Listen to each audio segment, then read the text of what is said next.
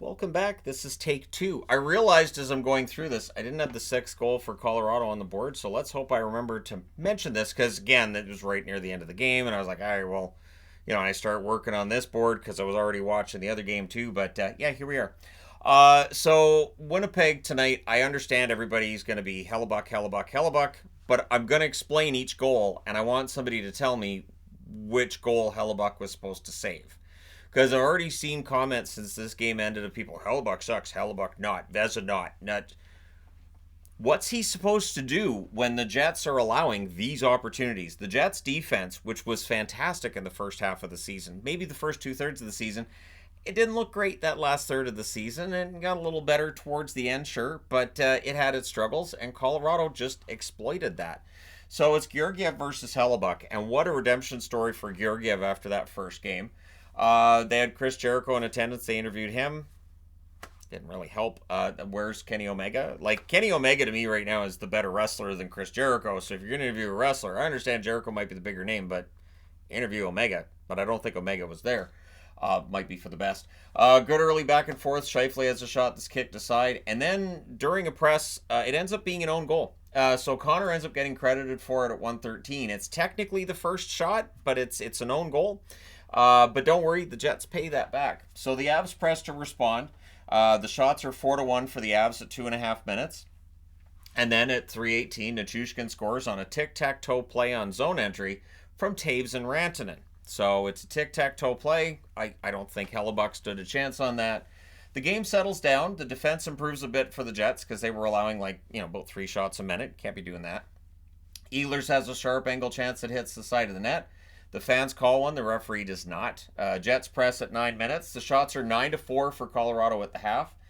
Schmidt fires one wide on a rush. Jets press with 8.5 minutes left. Connor has a shot that's blocked. Morrissey has a rush chance that's caught and held. Jets are getting a lot of zone time, but they're not getting very many shots on the net. So at the end of this period, the shots are heavily in favor of Colorado because when Winnipeg's getting that zone time, the net's getting blocked. They're just not getting those opportunities.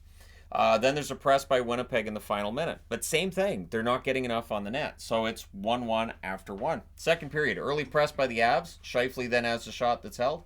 Makar has a rush chance that goes high. The Avs draw a power play. There's an early clear and another. Rantanen has a chance that's blocked and cleared. There's a cycle by the Avs late. And then a shorthanded chance by Connor ends up hitting the pad on Georgiev. And we end up getting a whistle even though it was in front of the pad, not under the pad of Georgiev. Very lucky whistle there for the Avs, but also the Jets do end up killing that power play.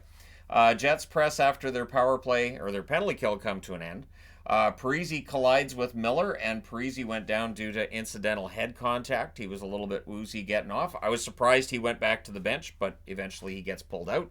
But at 5:42, while he's on the bench, he sees Trennan bury his own rebound in close. Again, I don't know what Hellebuck's supposed to do to stop that. Manson and Cogliano with the assists to make it 2-1 for Colorado. That's where Parise ends up going to the quiet room after that goal goes in.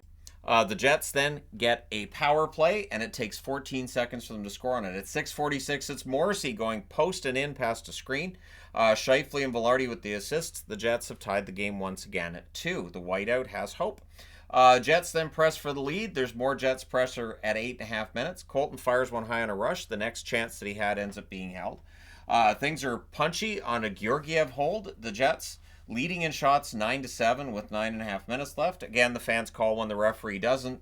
And then at 13:45, it's Neil Pionk, and it's the old Steve Smith play, right?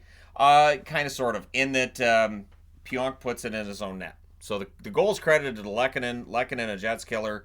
It's the easiest goal he's ever going to get in his career because it's put right in by Pionk. I know what Pionk's trying to do there, just messed up. So again, for all the people who come in, Hellebuck sucks. What's he supposed to do in his own defenseman's putting the puck in the net? Avs press for another. Colton has a chance that's blocked. The Jets rush. Connor's denied and close. Georgiev holds there. Parise returns at that point. He was okay. Jets press with 3.5 minutes left. Niederreiter has a rush chance that's saved. With 1:49 left, the Jets get a power play. Monahan has a shot that's held. Connor fires one wide. They cycle. The Jets go offside. They had trouble setting that up, and the clock ends up running out on them. So the Jets are down 3-2 entering the third period. They had to have the best period they've played all year. And not really. It doesn't end up happening that way. Now, the Avs finish the killed start the third because there's only 11 seconds left in the power play. At 2:06, Toffoli buries one on a rush to tie it, and again gets that whiteout going. Ehlers and Miller with the assists, so it is 3-3 at that point. The shots are 2-1 for the Jets at 3.5 minutes. At 4 minutes and 11 seconds, however, the Avs get their lead back. It's Rantanen from Taves and McKinnon. It's a point shot that's tipped in, and it's a screen shot. So again, there's a screen in front. Hellebuck didn't see it, and it's tipped in by Rantanen, a guy who has recorded 50 goal seasons in the NHL. He's a very gifted goal scorer, and I don't know what Hellebuck's supposed to do there. But that is the one thing, though, that if you can decide on a scapegoat in every series, that's really important, it seems, to hockey fans, that there's a scapegoat. I'm even seeing now comments, oh, well, Toronto won because they didn't have Matthews. What?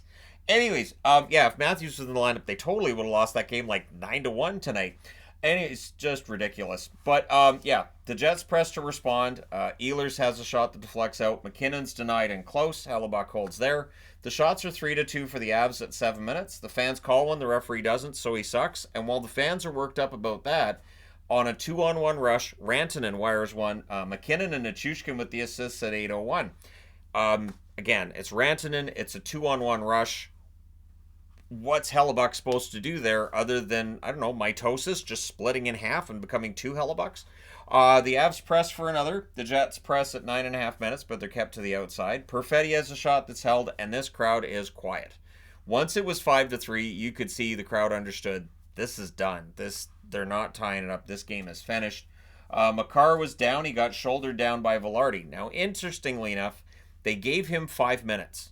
They didn't even say what it was for. They just 5 minutes, and we're going to review it, and the review wipes out the penalty. They decided it was just a collision. I thought you could have called interference there, to be honest, on Velarde, because he did put his shoulder down on that play, but I understand, too, he's bracing himself for the collision, so it's fine. But anyways, Nichushkin has a 3-on-1 chance that saved. The shots are 6-3 for the Avs with 9 minutes left. The Jets press with 8.5 minutes left. Connor can't bury one as the Jets get some pressure. The Jets push some more with 5 minutes left, doing everything they could. They pull the goalie with 3 minutes left. The Avs with an icing with 2:02 left. The Jets call a timeout. Connor has a blast that's saved. Morrissey has a chance that's held. With 1:44 left, another icing by the Avs. They don't care. They're up by 2. Scheifele's denied from the slot at 19:58. Manson hits the empty net from Middlestad, but the game was already decided. It's 6-3 is your final. Colorado moves on. They will play the winner of Vegas and Dallas. If you're an Avs fan, you now want that series to go 7 and maybe quadruple overtime in Game 7. Shots on net, 13-7 for Colorado in the first, 18-11 Jets in the second, 11-8 Jets in the third. Final shots, 36-32 for the Jets. Power plays, Colorado 0 for 1, Winnipeg 1 for 2. The hits, 42-26 for the Jets. Georgiev saved 33 out of 36. Hellebuck saved 26 out of 31. I thought the shot selection from Colorado was fantastic. And again, I understand everybody's going to point at Hellebuck. I've already seen media doing it too. And it's just one of those things where I keep thinking, what's he supposed to do on those shots? How is he supposed to save these plays? But yeah, you guys can let me know why I'm wrong in the comment section below, as always. That's why it's there. Don't forget to hit like and subscribe if you haven't done so already. Thank you guys so much for watching. And I feel bad for Jets fans because it happened again. They won the first game in the series. They looked good, and then they lost the next 4. So I would expect some changes to the Winnipeg Jets. I would expect probably a coaching change. I would think that's the easiest thing to do. And then probably somebody out of that core gets moved out in the offseason. That'd be my guess, but I'll take a look at that when I get to a video on the Jets. Once I'm done all the teams that missed the playoffs, I talk about the teams that get knocked out of the playoffs and, again, looking ahead to June and July and what they might do. But let me know your thoughts. Don't forget to hit like and subscribe if you haven't done so already. Thank you guys so much for all your support. I will talk to you again soon.